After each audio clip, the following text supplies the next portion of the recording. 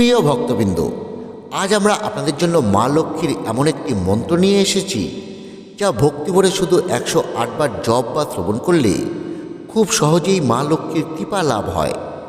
অনেক ভক্ত বিশ্বাস করে এই মন্ত্র শুধু 108 বার জপ বা শ্রবণে সংসারে সুখ, সমৃদ্ধি এবং আর্থিক উন্নতির পথ সুগম হয়ে ওঠে এবং তার সঙ্গে সঙ্গে দ্রুত ঋণ মুক্তি ঘটে। যদি আপনি নিজে 108 বার এই মন্ত্র জপ করতে না পারেন, তাহলে মন্ত্রটি আপনার মোবাইলেই চালিয়ে রাখুন। এই মন্ত্র শুধু শ্রবণে মন্ত্রটি 100% কাজ করা শুরু করে দেয়। তবে একটি কথা, মন্ত্র চলাকালীন অকারণে মাঝপথে কিন্তু মন্ত্রটি শ্রবণ করা বন্ধ করে দেবেন না, কারণ মন্ত্রটি পুরো 108 বার না শুনলে মন্ত্রের প্রভাব আপনারা কোনোভাবেই অনুধাবন করতে পারবেন না। তাহলে আসুন আমরা এবার 108 বার শ্রবণ করি মা লক্ষ্মী সেই শক্তিশালী মন্ত্রটি। ওং শ্রীং হ্রিং ক্রিং শ্রী সিদ্ধলক্ষ্মী নমঃ। ওং শ্রীং হ্রিং ক্রিং শ্রী সিদ্ধলক্ষ্মী নমঃ। ওং শ্রীং হ্রিং ক্রিং শ্রী সিদ্ধলক্ষ্মী নমঃ। ওং শ্রীং হ্রিং ক্রিং শ্রী সিদ্ধলক্ষ্মী নমঃ। ওং শ্রীং হ্রিং ক্রিং শ্রী সিদ্ধলক্ষ্মী নমঃ। ওং শ্রীং হ্রিং ক্রিং শ্রী সিদ্ধলক্ষ্মী নমঃ। ওং শ্রীং হ্রিং ক্রিং শ্রী সিদ্ধলক্ষ্মী নমঃ। ওং শ্রীং হ্রিং ক্রিং শ্রী সিদ্ধলক্ষ্মী নমঃ। ওং শ্রীং হ্রিং ক্রিং শ্রী সিদ্ধলক্ষ্মী নমঃ। ওং শ্রীং হ্রিং ক্রিং শ্রী সিদ্ধলক্ষ্মী নমঃ। ওং শ্রীং হ্রিং ক্রিং শ্রী সিদ্ধলক্ষ্মী নমঃ। ওং শ্রীং হ্রিং ক্রিং শ্রী সিদ্ধলক্ষ্মী নমঃ। ওং শ্রীং হ্রিং ক্রিং শ্রী সিদ্ধলক্ষ্মী নমঃ। ওং শ্রীং হ্রিং ক্রিং শ্রী সিদ্ধলক্ষ্মী নমঃ। ওং শ্রীং হ্রিং ক্রিং শ্রী সিদ্ধলক্ষ্মী নমঃ। ওং শ্রীং হ্রিং ক্রিং শ্রী সিদ্ধলক্ষ্মী নমঃ। ওং শ্রীং হ্রিং ক্রিং শ্রী সিদ্ধলক্ষ্মী নমঃ। ওং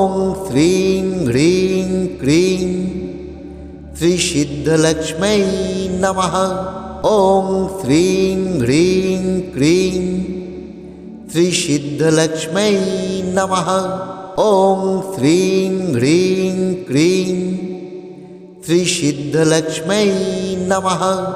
ওং শ্রীং হ্রিং ক্রিং শ্রী সিদ্ধলক্ষ্মী নমঃ। ওং শ্রীং হ্রিং ক্রিং শ্রী সিদ্ধলক্ষ্মী নমঃ। ওং শ্রীং হ্রিং ক্রিং শ্রী সিদ্ধলক্ষ্মী নমঃ। ওং শ্রীং হ্রিং ক্রিং শ্রী সিদ্ধলক্ষ্মী নমঃ।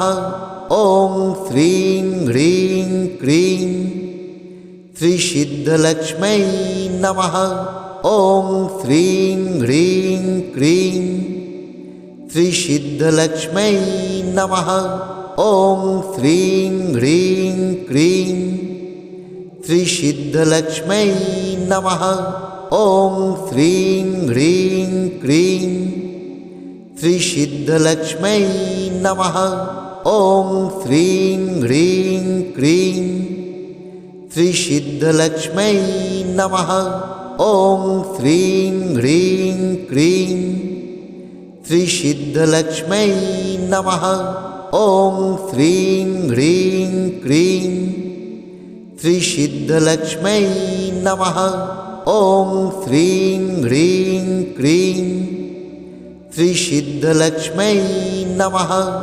ওং শ্রীং হ্রিং ক্রিং श्रीसिद्धलक्ष्मै नमः। ॐ श्रीं ह्रीं क्रीं श्रीसिद्धलक्ष्मै नमः। ॐ श्रीं ह्रीं क्रीं श्रीसिद्धलक्ष्मै नमः। ॐ श्रीं ह्रीं क्रीं श्रीसिद्धलक्ष्मै नमः। ॐ श्रीं ह्रीं क्रीं श्रीसिद्धलक्ष्मै नमः। ॐ श्रीं ह्रीं क्रीं श्रीसिद्धलक्ष्मै नमः।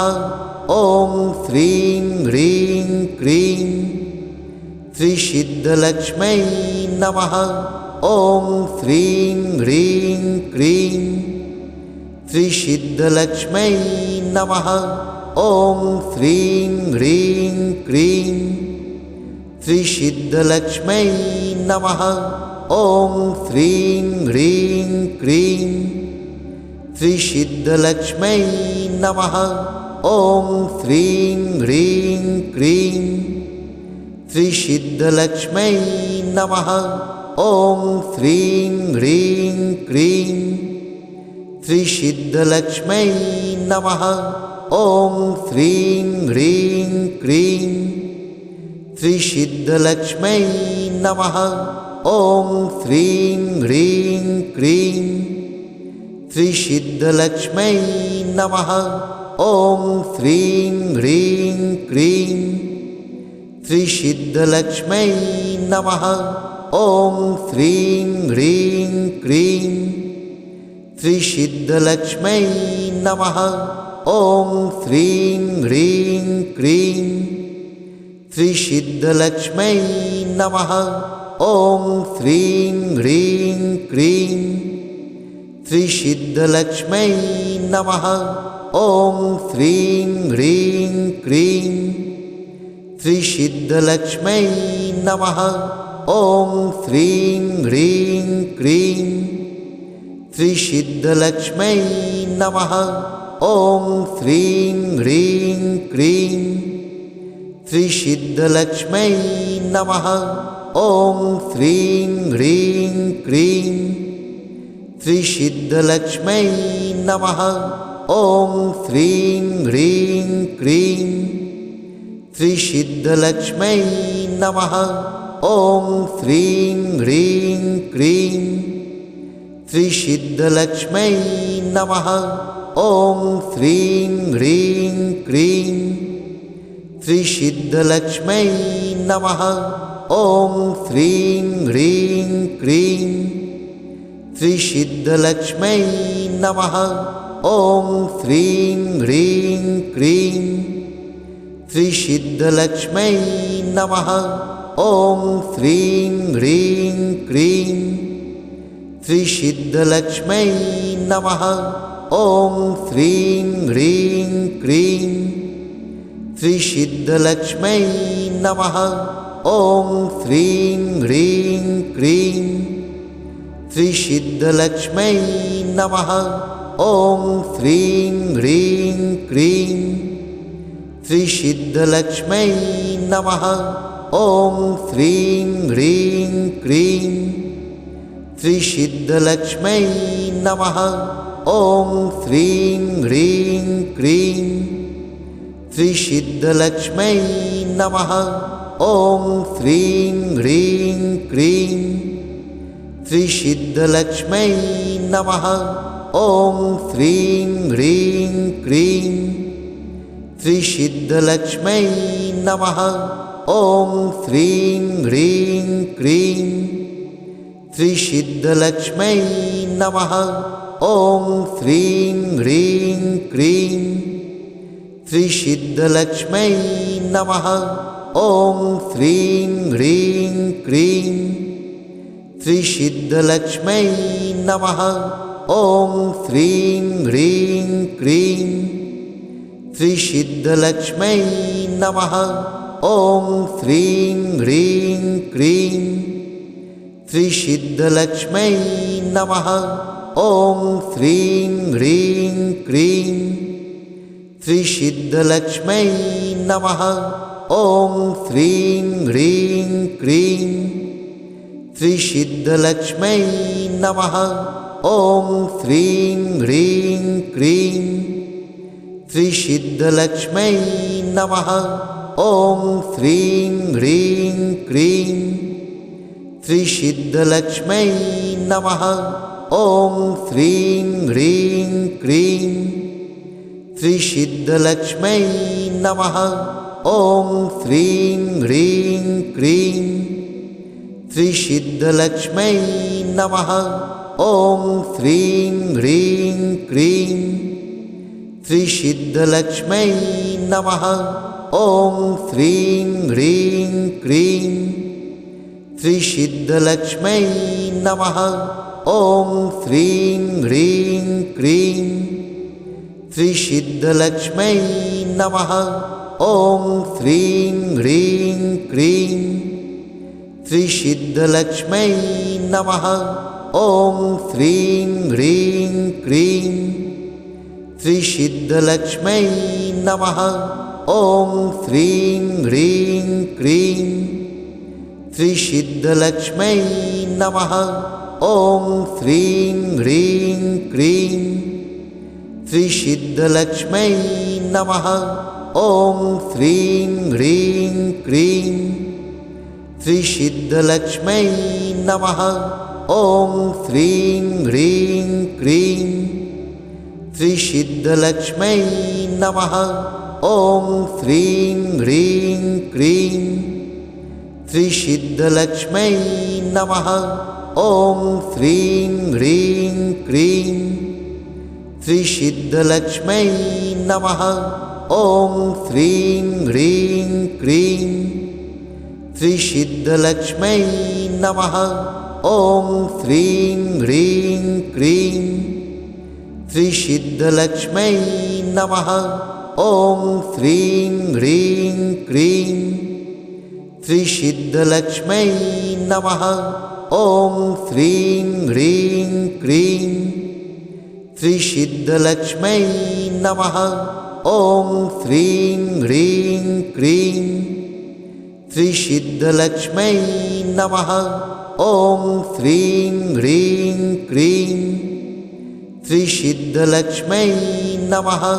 ॐ श्रीं ह्रीं क्रीं श्रीसिद्धलक्ष्मै नमः। ॐ श्रीं ह्रीं क्रीं श्रीसिद्धलक्ष्मै नमः। ॐ श्रीं ह्रीं क्रीं श्रीसिद्धलक्ष्मै नमः। ॐ श्रीं ह्रीं क्रीं श्रीसिद्धलक्ष्मै नमः। ॐ श्रीं ह्रीं क्रीं श्रीसिद्धलक्ष्मै नमः। ॐ श्रीं ह्रीं क्रीं श्रीसिद्धलक्ष्मै नमः। ॐ श्रीं ह्रीं क्रीं श्रीसिद्धलक्ष्मै नमः। ॐ श्रीं ह्रीं क्रीं श्रीसिद्धलक्ष्मै नमः। ॐ श्रीं ह्रीं क्रीं श्रीसिद्धलक्ष्मै नमः। ॐ श्रीं ह्रीं क्रीं श्रीसिद्धलक्ष्मै नमः। ॐ श्रीं ह्रीं क्रीं श्रीसिद्धलक्ष्मै नमः। ॐ श्रीं ह्रीं क्रीं श्रीसिद्धलक्ष्मै नमः। ॐ श्रीं ह्रीं क्रीं श्रीसिद्धलक्ष्मै नमः। ॐ श्रीं ह्रीं क्रीं श्रीसिद्धलक्ष्मै नमः। ॐ श्रीं ह्रीं क्रीं